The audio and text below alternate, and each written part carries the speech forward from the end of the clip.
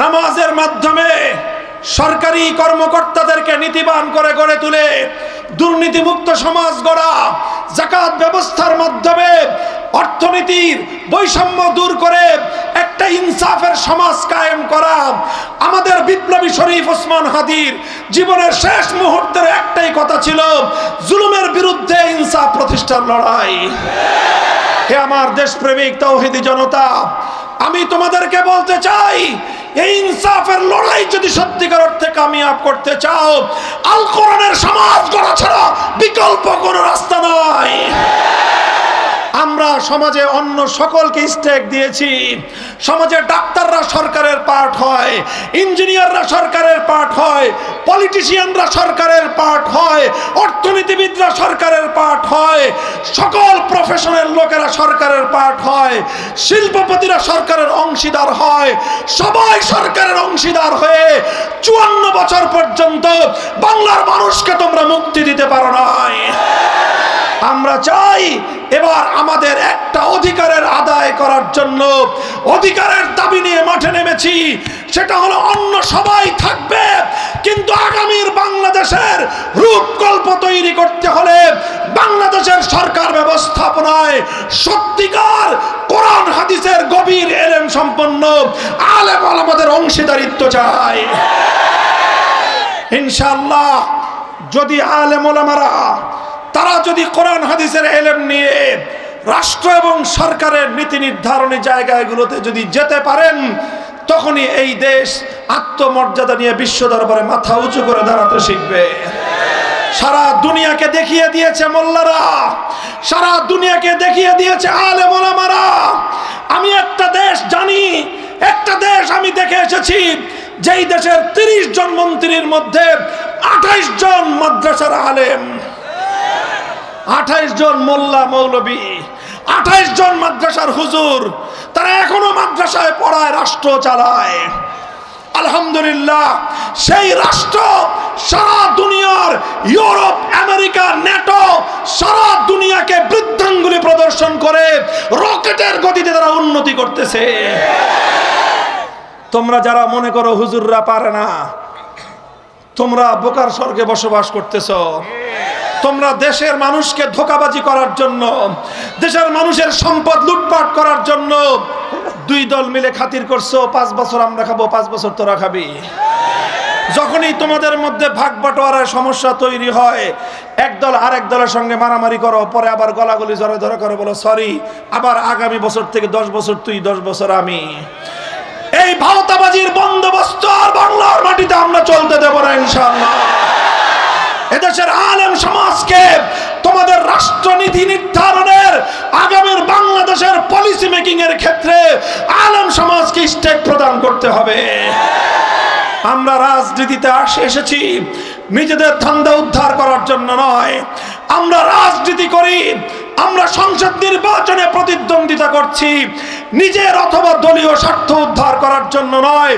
এই দেশকে, এই জাতিকে 78 বছরের বৈষম্যের জাতাকল থেকে মুক্ত করার জন্য। 24 বছর পাকিস্তান, 54 বছর বাংলাদেশ, 58 বছর ধরে দেশের মানুষের সঙ্গে বারবার ধোঁকাবাজি করা হয়েছে, প্রতারণা করা হয়েছে, বিশ্বাসঘাতকতা হয়েছে, আর গাদ্দারি করা হয়েছে। তাই আজ আমি বলতে চাই, হে আমার মেহনতি মানুষ, কৃষক, শ্রমিক, মজদুর, তরুণ, যুব প্রজন্ম, তোমরা একটাবার প্রস্তুত হও। আমরা সব রকমের বাংলাদেশ দেখে শেষ করেছি। এক নেতা আমাদেরকে সোনার বাংলাদেশ দেখিয়েছেন, আরেক নেতা আমাদেরকে নতুন বাংলাদেশ দেখিয়েছেন, আরেকজন এসে সবুজ বাংলাদেশ দেখিয়েছেন, শেষ পর্যন্ত নেত্রী এসে আমাদেরকে ডিজিটাল বাংলাদেশের ভেলকিও দেখায় শেষ। আমরা সোনার বাংলাদেশ দেখেছি, নতুন বাংলাদেশ দেখেছি, সবুজ বাংলাদেশ দেখেছি, ডিজিটাল বাংলাদেশ দেখেছি। আগামীতে আমরা বাংলাদেশ দেখতে চাই আল কোরআনের বাংলাদেশ, ইসলামের বাংলাদেশ।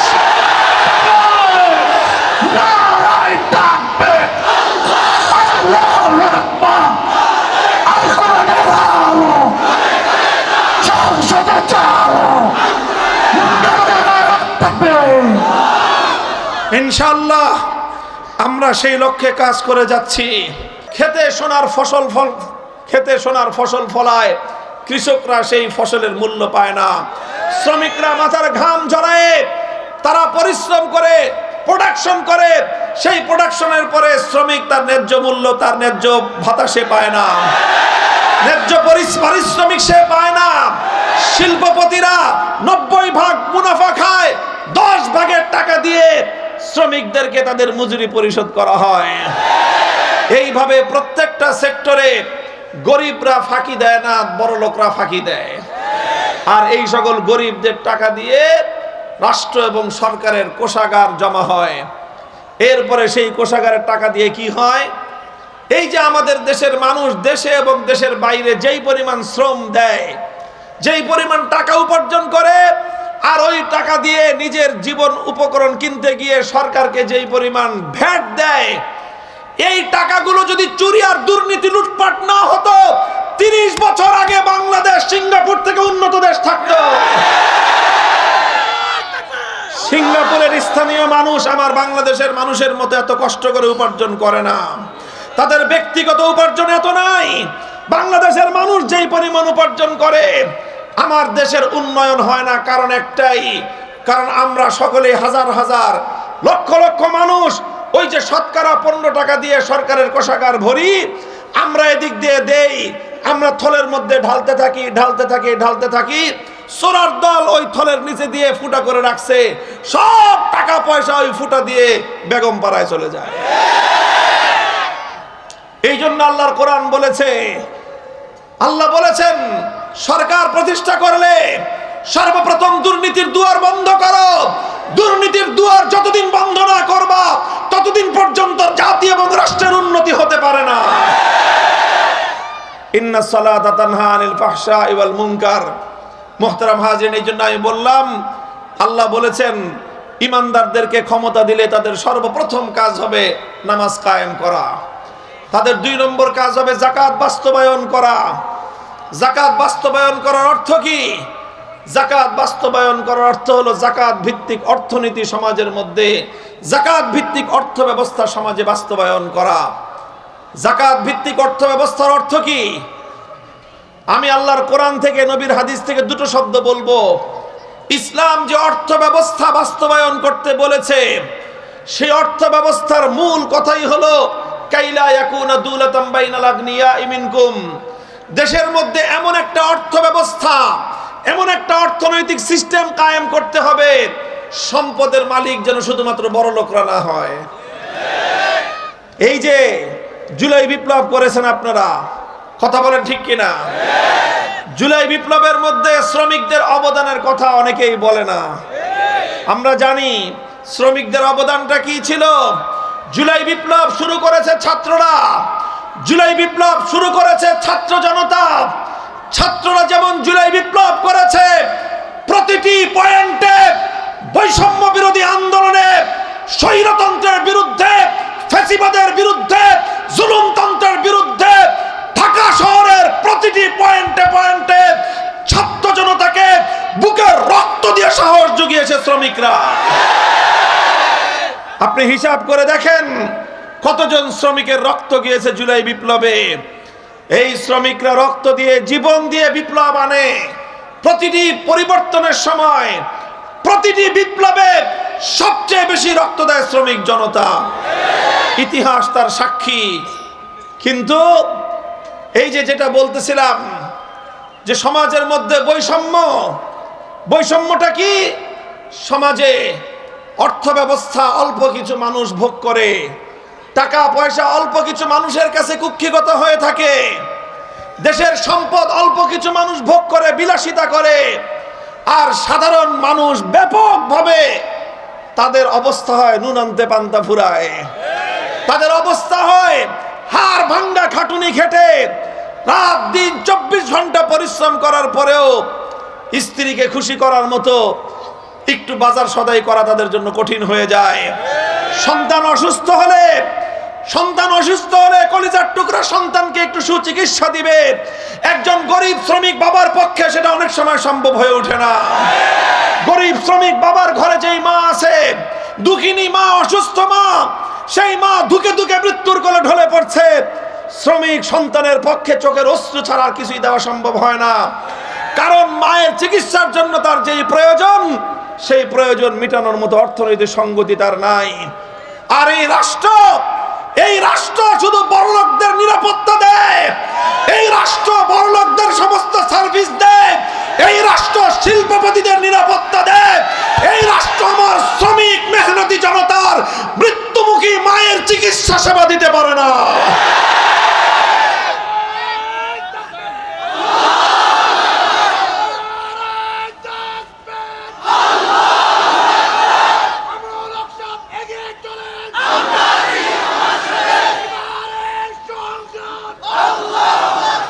মুহতারাম হাজিরিন, এই জন্য ইসলাম বলেছে সমাজে এমন একটা অর্থ ব্যবস্থা কায়েম করতে হবে কাইলা ইয়াকুনা দুলাতান বাইনাল আগনিয়াই মিনকুম, যেন টাকা পয়সা সমাজে একটা নির্দিষ্ট বড়লোক শ্রেণীর হাতে কুক্ষিগত না হয়ে যায়। বরং অর্থ ব্যবস্থা এমন হতে হবে যে বড়লোক টাকা যতই কামাক, একটা নির্দিষ্ট পোরশন, একটা নির্দিষ্ট পার্সেন্টেজ গরিবের হাতে চলে আসতে হবে। এই রকম অর্থ ব্যবস্থা যতদিন দেশে কায়েম না করা যাবে, ততদিন পর্যন্ত বৈষম্য সমাজ থেকে দূর হবে না।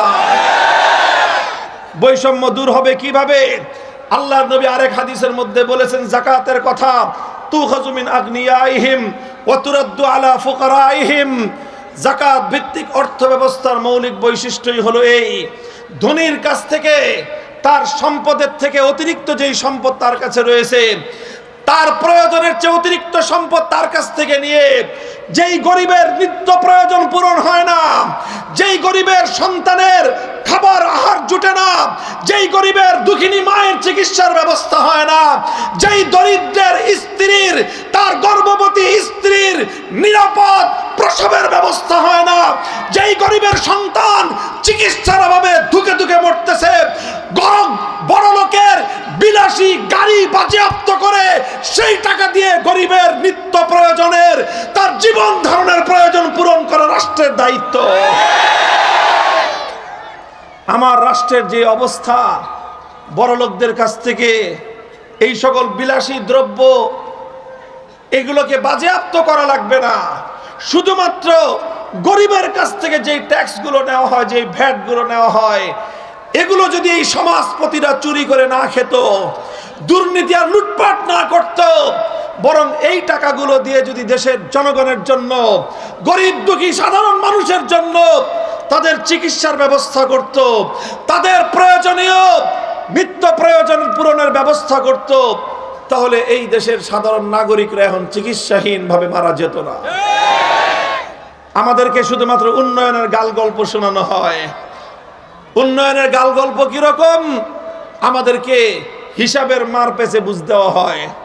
হিসাবের মার পেছে একটা আপনাদেরকে ছোট্ট করে বুঝাই, এটাই আমার আলোচনার শেষ টপিক। এরপরে আমি আমার কনক্লুশন এবং হিসাবের মার পেছ হলো, দেখেন বাংলাদেশের সবচেয়ে সর্বশেষ যে অর্থ বছর 2024-25 অর্থ বছরে বাংলাদেশের মানুষের মাথা পিছু আয়, পার ক্যাপিটা ইনকাম, মাথা পিছু আয় বুঝেন, মানে গড় আয়, সবার গড় আয় কত জানেন?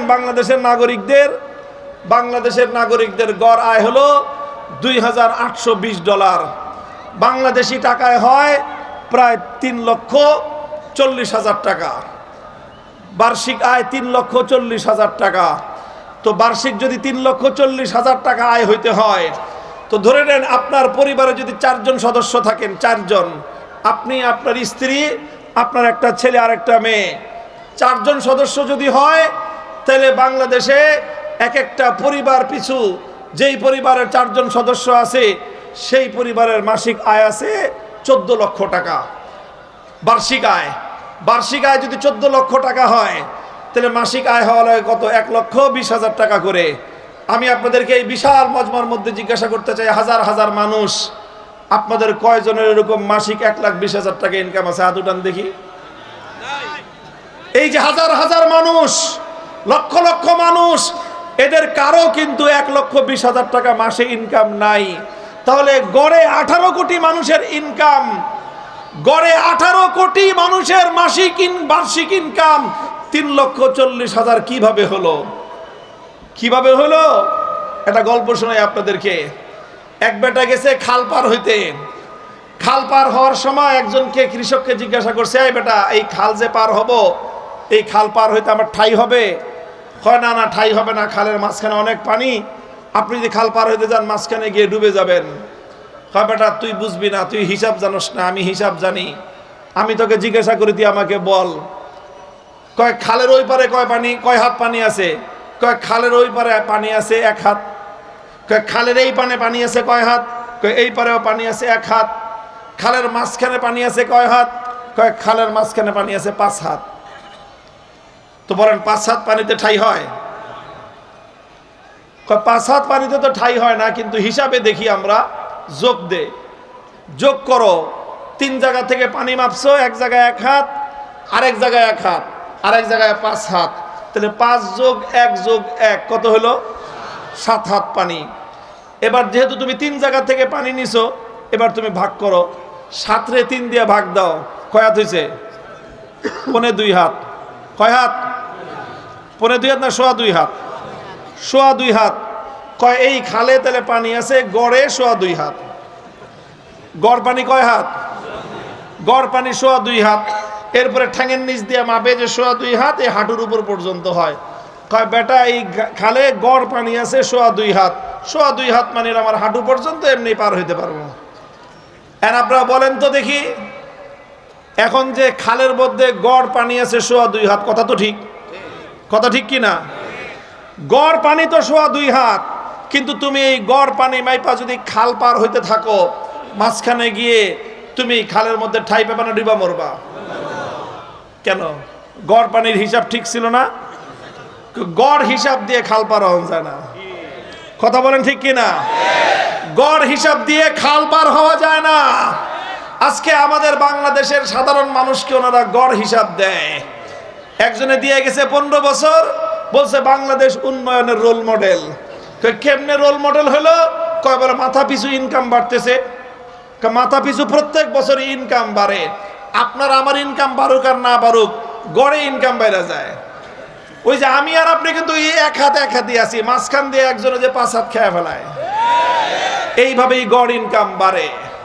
আশ্চর্য আরেকটা তথ্য হলো, এই অর্থনীতির পরিভাষায় মানুষ যে দুর্নীতি করে এটাও কিন্তু একটা ইনকাম। রাষ্ট্রের সম্পদ যারা চুরি করে এটাও একটা ইনকাম। তো এই জন্য বিপুল পরিমাণ দুর্নীতি হলে দেশের গড় ইনকাম বেড়ে যায়, বিপুল পরিমাণ চুরি চামারি হলে দেশের গড় ইনকাম বেড়ে যায়। এই দুর্নীতির টাকা, জনগণের সম্পদ চুরি করা টাকা দিয়ে দেশের জনগণের অর্থনৈতিক উন্নতির মধ্যে গড় ইনকাম, পার ক্যাপিটা ইনকাম, মাথাপিছু ইনকাম বৃদ্ধি দেখানো হয়েছে। ইসলাম বলে এই ধোঁকাবাজির মাথাপিছু ইনকামের হিসাব ইসলাম কেয়ার করে না। ইসলাম তখনই একটা দেশের অর্থনৈতিক উন্নতিকে উন্নতি বলে যদি সেই দেশের ধনীদের সম্পদ দিয়ে গরিবদের প্রয়োজন যেদিন পূরণ হবে, যেদিন একটা দেশের মধ্যে ধনী আর গরিবের মধ্যে বৈষম্য কমে আসবে, যেই দেশের অর্থনীতির মধ্যে ধনী আর দরিদ্রের মধ্যে সম্পদের বৈষম্য কমবে, সেদিনই হলো প্রকৃত অর্থে দেশের অর্থনৈতিক উন্নতি হলো। মুহতারাম হাজিরিন, একটু এই জন্য আমি বলেছিলাম, আল্লাহ পাক এই জন্যই বলেছেন ইমানদাররা যদি ক্ষমতা পায়, নামাজ কায়েম করার পরে 2 নম্বর কাজ কি করবে? আতাউজ যাকাত, যাকাত ভিত্তিক অর্থ ব্যবস্থা বাস্তবায়ন করবে।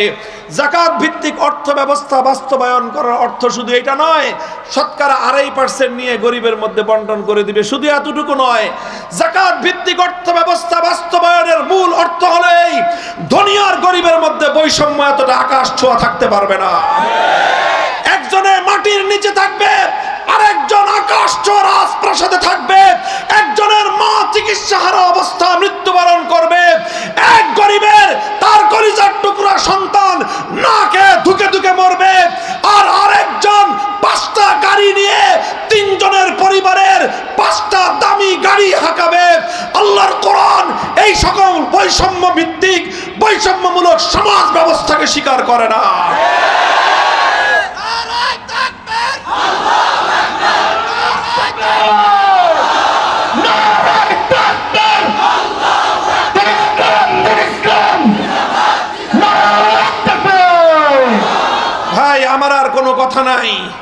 এই কথাটুকু আপনাদেরকে বললাম সংক্ষেপে বোঝানোর জন্য।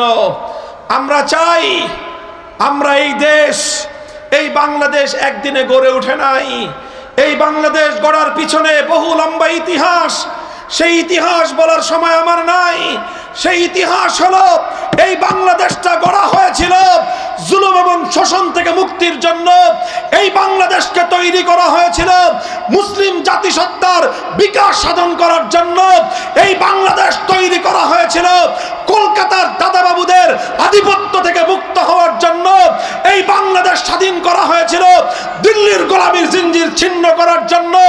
এই বাংলাদেশ জন্ম দেওয়া হয়েছিল সকল প্রকার জুলুম আর বৈষম্যের বিরুদ্ধে যুদ্ধ করার জন্য।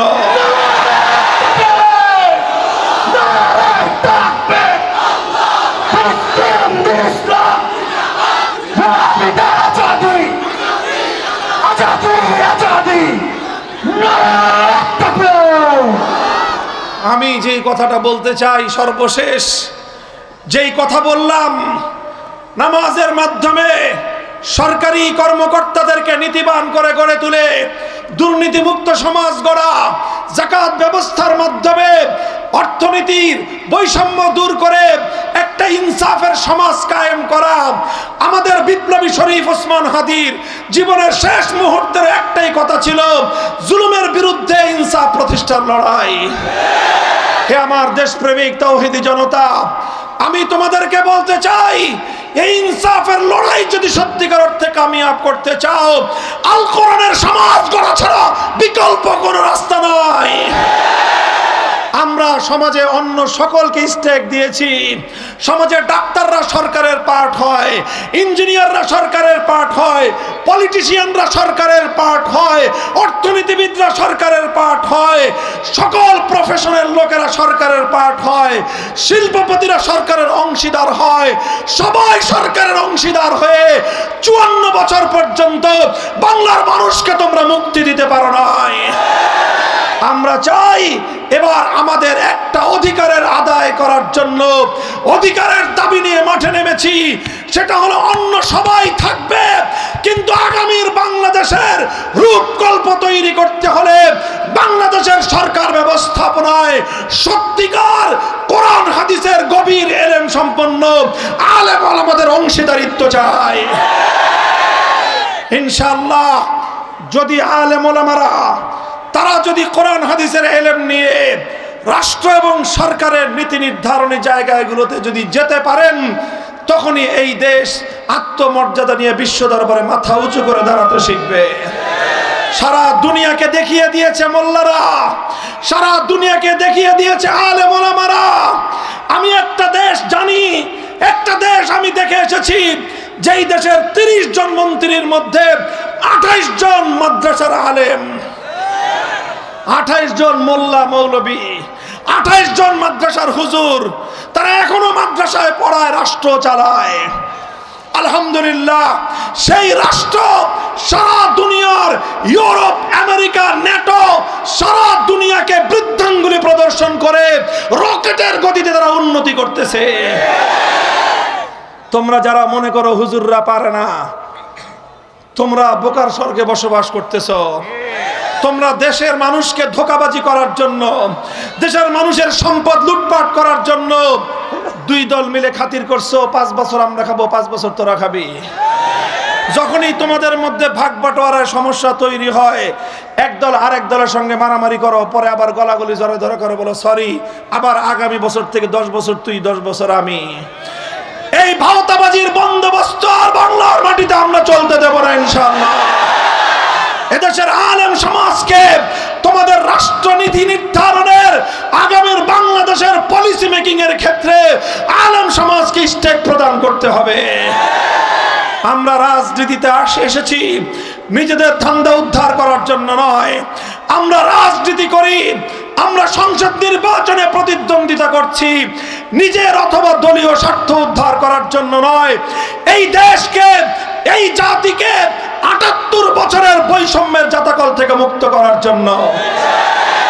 24 বছর পাকিস্তান, 54 বছর বাংলাদেশ, 58 বছর ধরে দেশের মানুষের সঙ্গে বারবার ধোঁকাবাজি করা হয়েছে, প্রতারণা করা হয়েছে, বিশ্বাসঘাতকতা হয়েছে, আর গাদ্দারি করা হয়েছে। তাই আজ আমি বলতে চাই, হে আমার মেহনতি মানুষ, কৃষক, শ্রমিক, মজদুর, তরুণ, যুব প্রজন্ম, তোমরা একটাবার প্রস্তুত হও। আমরা সব রকমের বাংলাদেশ দেখে শেষ করেছি। এক নেতা আমাদেরকে সোনার বাংলাদেশ দেখিয়েছেন, আরেক নেতা আমাদেরকে নতুন বাংলাদেশ দেখিয়েছেন, আরেকজন এসে সবুজ বাংলাদেশ দেখিয়েছেন, শেষ পর্যন্ত নেত্রী এসে আমাদেরকে ডিজিটাল বাংলাদেশের ভেলকিও দেখায় শেষ। আমরা সোনার বাংলাদেশ দেখেছি, নতুন বাংলাদেশ দেখেছি, সবুজ বাংলাদেশ দেখেছি, ডিজিটাল বাংলাদেশ দেখেছি। আগামীতে আমরা বাংলাদেশ দেখতে চাই আল কোরআনের বাংলাদেশ, ইসলামের বাংলাদেশ।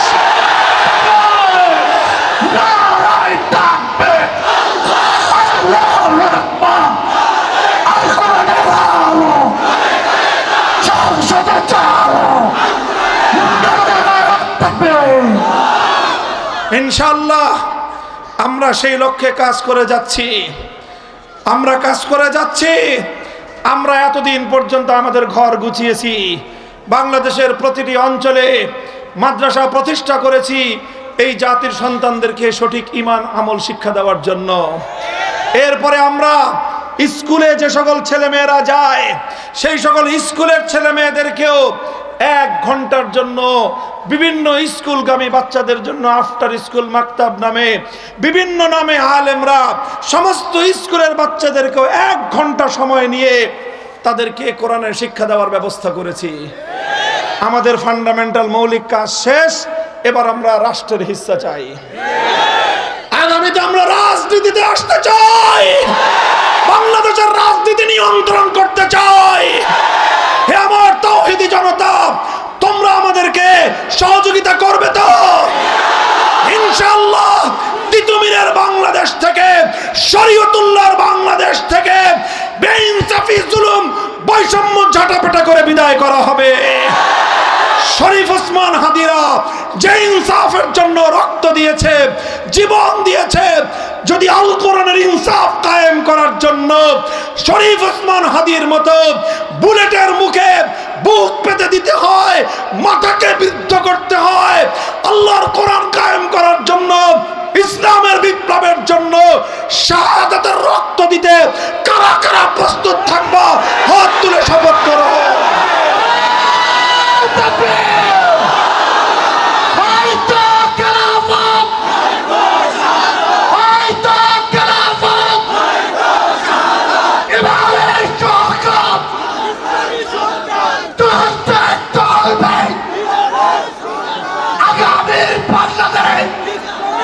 হ্যাঁ, এগুলো শুধু মুখের কথার কথা, মুখের কথার কথা না শপথ?